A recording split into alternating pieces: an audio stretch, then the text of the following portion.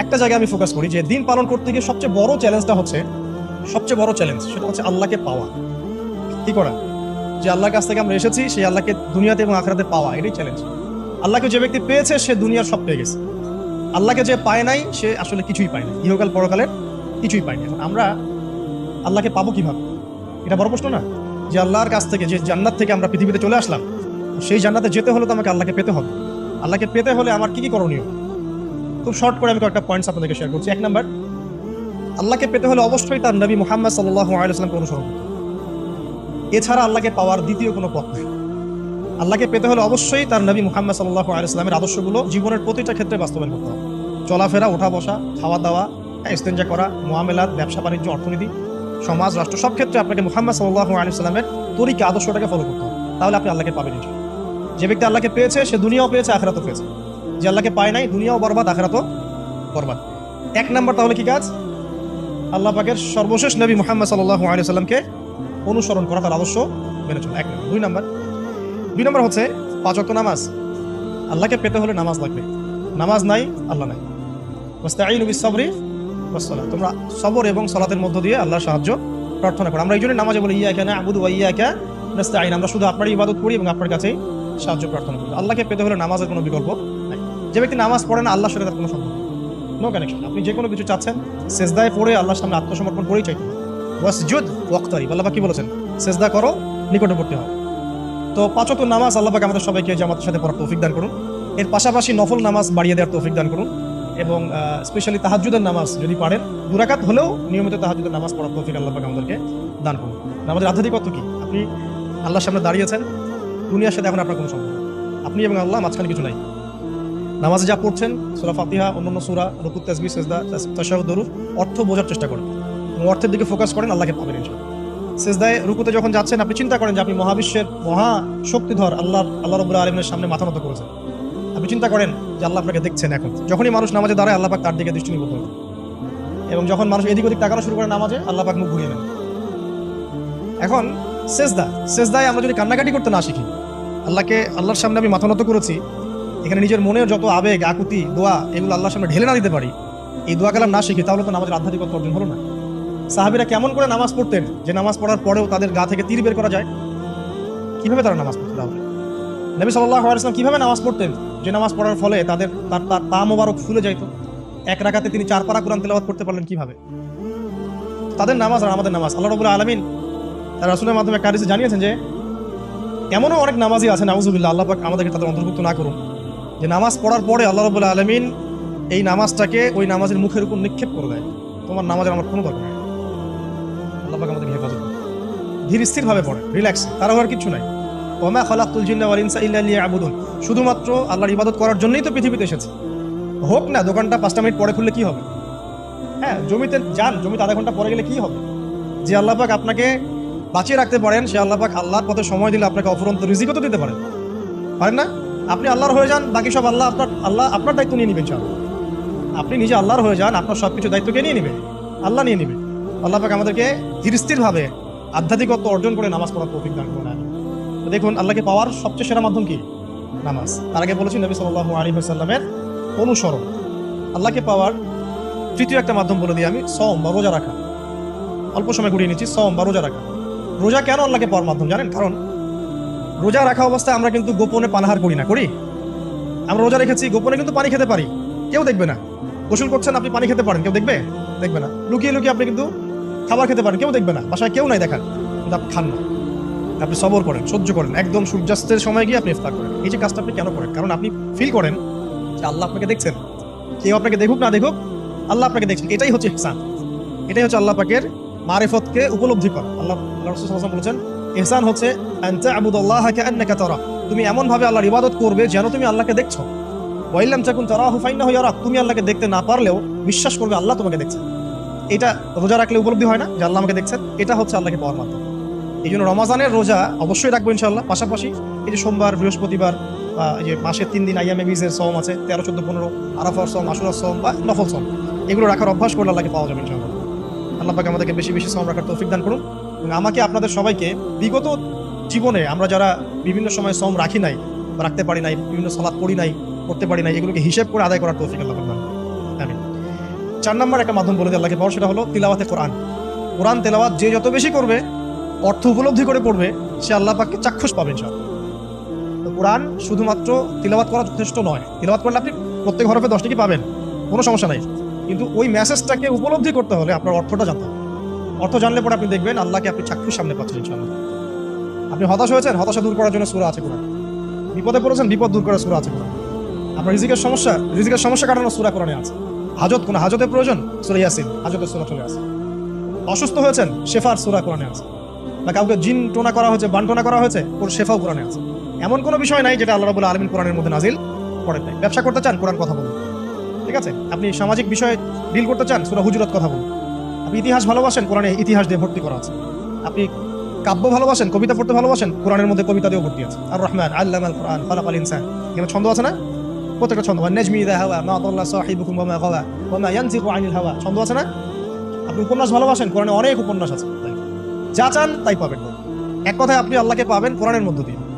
কোরআনের সাথে যার সম্পর্ক যত বেশি, আল্লাহর মারিফত সে তত বেশি পাবে ইনশাআল্লাহ আযজা ওয়া জাল্লা। 4টা বলেছি না? 5 নম্বর হচ্ছে হজ উমরা করা। হজ উমরা আল্লাহ পাক আমাদের সবাইকে বেশি বেশি করার তৌফিক দেয়।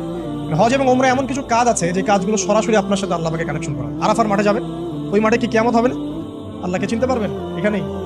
তারপরে যে সাই করেন না, সাফা মারওয়া সাই করে, ওখানে গেলে আপনি বুঝতে পারবেন যে কিভাবে ইসমাইল আলাইহিস সালামকে পানি দেওয়ার জন্য তার মা হাজরা এখানে দৌড়াদৌড়ি করেছে।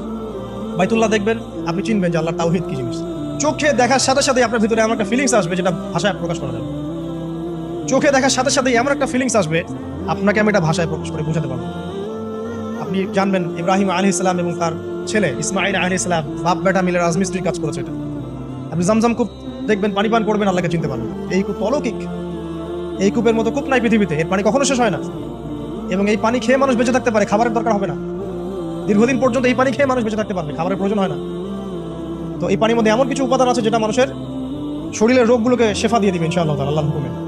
তো প্রত্যেকটা কাজে রাসূল সাল্লাল্লাহু আলাইহি ওয়াসাল্লাম শহরে গেছেন মদিনায়, ওই মদিনার বাতাসটা আপনাকে বলে দিবে এটা একটা অন্যরকম শহর, ঠিক আছে? রাসূল সাল্লাল্লাহু আলাইহি ওয়াসাল্লামের রওজায় যাবেন, সামনে দাঁড়াবেন, আপনি আল্লাহকে চিনতে পারবেন। আপনি আর পৃথিবীতে থাকবেন না, অন্য জগতে চলে যাবেন।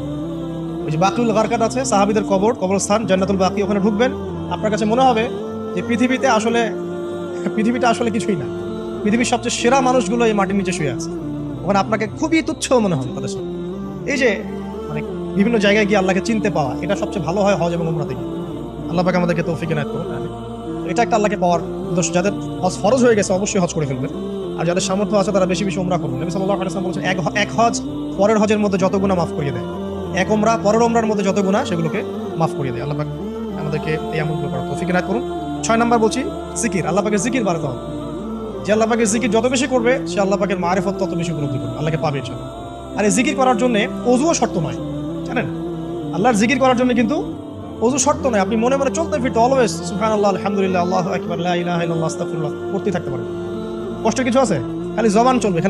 মাঠে কাজ করছেন, ওই যে লাঙ্গল দিয়ে কাজ করছেন, সেচ দিচ্ছেন, আপনি করতে থাকবেন আস্তাগফিরুল্লাহ ওয়া আতুবু ইলাইহি, লা হাওলা ওয়ালা কুওয়াতা ইল্লা বিল্লাহ, সুবহানাল্লাহ, আলহামদুলিল্লাহ, লা ইলাহা ইল্লাল্লাহ, আল্লাহু আকবার। কোনো সমস্যা? রান্না বান্না করছে মেয়েরা, এটা করতে করতে পড়তে পারবে না? গাড়ি ড্রাইভ করতে করতে আপনি পড়তে পারবেন লা ইলাহা ইল্লাল্লাহ ওয়াহদাহু লা শারীকা লাহু, লাহুল মুলকু ওয়া লাহুল হামদু ওয়া হুয়া আলা কুল্লি শাইইন কাদির। যে কোনো কাজ করতে করতেই ইল্লাল ইস্তিনজা বাদ দিয়ে। ইস্তিনজা কি জিনিস? প্রসাব পায়খানা। এই সময় এগুলো মুখ দিয়ে বলবেন না, দরকার নাই। আপনি এখানে এরপরে যে সময়গুলো আছে এগুলোতে আপনি জিকির বাড়াবেন। যে যত বেশি জিকির করবে তার কলব তত বেশি পরিচ্ছন্ন হবে। যার কলব যত পরিচ্ছন্ন, আল্লাহর নূর তার কলবে তত বেশি আসবে, সে আল্লাহ পাকে তত কাছে পাবে ইনশাআল্লাহ আযজা ওয়া জাল্লা। 7 নাম্বার দোয়া ইস্তেগফার বাড়িয়ে দেয়। আল্লাহর কাছে বেশি বেশি দোয়া করতে হবে। দোয়া বাড়িয়ে দেন। দোয়ার জন্য হুজুর ডাকতে হবে না, দোয়ার জন্য আমাকে ডেকে বাসায় খাওয়ানোরও দরকার নেই। দোয়ার জন্য আপনি যথেষ্ট। নামাজে দাঁড়ান, নামাজে সিজদায় দোয়া করেন, নফল নামাজ পড়েন, নফল নামাজে সিজদায় দোয়া করেন, নামাজে পড়ে হাত তুলে দোয়া করেন, প্রয়োজনে নামাজে সালাম ফিরানোর আগে দোয়া করেন, যে কোনো ভালো কাজ করেছেন তারপর দোয়া করেন, ঠিক আছে? কোরআন তেলাওয়াত করলেন, দোয়া করেন, তাহাজ্জুদের ওয়াক্তে দোয়া করেন, বৃষ্টি পড়ছে তখন দোয়া করেন, ঠিক আছে? মানে দোয়া কবুলের মোমেন্ট, সময়গুলো, আজান হয়েছে, আজান ইকামতের মাঝখানে দোয়া করেন, এই যে এখন খুতবা হচ্ছে এই সময় দোয়া করেন, দোয়া কবুল হবে। তিনি মসজিদে বসেছেন, দোয়া করেন, দোয়া করতে থাকেন। যত বেশি আপনি দোয়া করতে পারবেন আল্লাহর কাছে, ইনশাআল্লাহ আল্লাহকে আপনি তত কাছে পাবেন ইনশাআল্লাহ। এটা আল্লাহকে পাওয়ার অন্যতম মাধ্যম। এবং ইস্তেগফার মানে কি? তওবা করা। আস্তাগফিরুল্লাহাল্লাযী লা ইলাহা ইল্লা হুয়াল হাইয়ুল কাইয়ুম ওয়া আতুবু ইলাইহি। এটা বেশি বেশি পড়বেন। দিনে কমপক্ষে 70 বার বা 100 বার পড়ার চেষ্টা করবেন। আল্লাহ পাক তৌফিক দান করুন। কয়টা বলছি ভাই? 7টা। আচ্ছা, 8 নাম্বার হচ্ছে সদকা করা। সদকা দান সদকা আল্লাহর কাছে খুব বেশি পছন্দের। দান সদকা করার জন্য সম্পদ লাগে না, আমার কথা শুনে। দান সদকা করার জন্য সম্পদ লাগে না, কলিজা লাগে, মন লাগে। বহু বড় বড় মানুষ আছে দান সদকা করতে পারে না, কোটিপতি, জাকাত দেয় না, আছে না? আর বহু গরিব মানুষ ভ্যান চালায়, কৃষি কাজ করে, দেখবেন 100 টাকা দান করে দিল, মন থাকতে হয়, মন, কলিজা বড় থাকতে হয়। যাদের কলিজা বড়, মন বড়, তারা দান সদকা করতে পারবে ইনশাআল্লাহ। যার মন বড় সেখানেই তো আল্লাহ নূর আসবে। সংক্ষিপ্ত মনে কি সংকীর্ণ মন আল্লাহ নূর কোথেকে আসবে? কথা বুঝতে পারেন নাই? তো দান সদকা বাড়ান। আপনি 1 টাকা দান করেন, 5 টাকা দান করেন, হালাল রিজিক থেকে 1 টাকা দান করেন, সেটা আল্লাহর কাছে অনেক বেশি পছন্দের। একটা হাদিসে নবী সাল্লাল্লাহু আলাইহি ওয়াসাল্লাম বলেছেন, হালাল উপার্জন থেকে আল্লাহর বান্দারা যখন একটা খেজুরও দান করে, আল্লাহ পাক সেই একটা খেজুরকে আস্তে আস্তে বড় করতে থাকেন, বড় করতে থাকেন, বড় করতে থাকেন। এটা এক পর্যায়ে পাহাড়ের সমান হয়ে যায়। কিয়ামতের মাঠে মানুষ তার দান এবং সদাকার যে ছায়া, এই ছায়ার নিচে অবস্থান করবে। আপনার বিপদ হয়েছে, দান সদকা করেন, বিপদ দূর হয়ে যাবে ইনশাআল্লাহ। জটিল কোনো রোগ হয়েছে, কোনো ডাক্তার ট্রিটমেন্ট করতে পারছে না, সদকা করেন, রোগ ভালো হয়ে যেতে পারে ইনশাআল্লাহ। সদকার ব্যাপক ফজিলত আছে। সদাকা, দান সদাকা, দোয়া, এগুলো তাকদীরের যে বিপদ আপদগুলো আছে না, ঝুলে আছে, আমাদের তাকদীরের বিপদ আছে না অনেক, এগুলোকেও সরিয়ে দিতে পারেন। এই শক্তি আছে দোয়া এবং দান সদকার মধ্যে। আল্লাহ পাক আমাদেরকে বেশি বেশি সদাকা করার তৌফিক দান করুন, আমিন। আর সদাকা নফল না করতে পারলে কমপক্ষে ফরজ যাকাতটুকু দিবেন, ফরজ যাকাতটুকু দিবেন, কারণ যাকাত, সদকা এবং ব্যবসা এগুলো হচ্ছে ইসলামিক অর্থনীতির মূল ভিত্তি, এর সাথে কৃষিকাজ। আর দুটো বলে শেষ করে দেই। 9 নম্বর হচ্ছে আমর বিল মারুফ এবং নাহি আনিল মুনকারের কাজ করা, মানে সৎ কাজের আদেশ করা, মানুষকে অসৎ কাজে নিষেধ করা। এই কাজটা যে যত বেশি করবে সে তত বড় ব্যবসায়ী।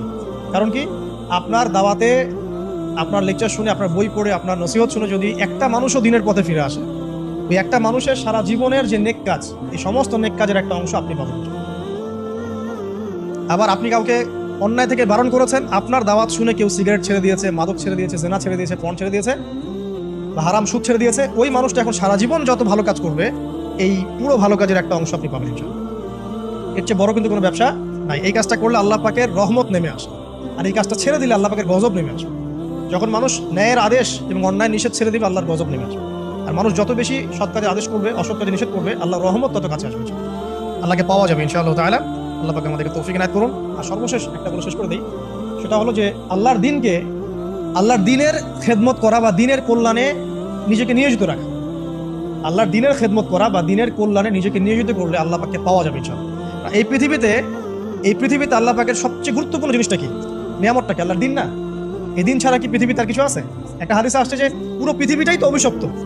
পুরো পৃথিবীটা কি?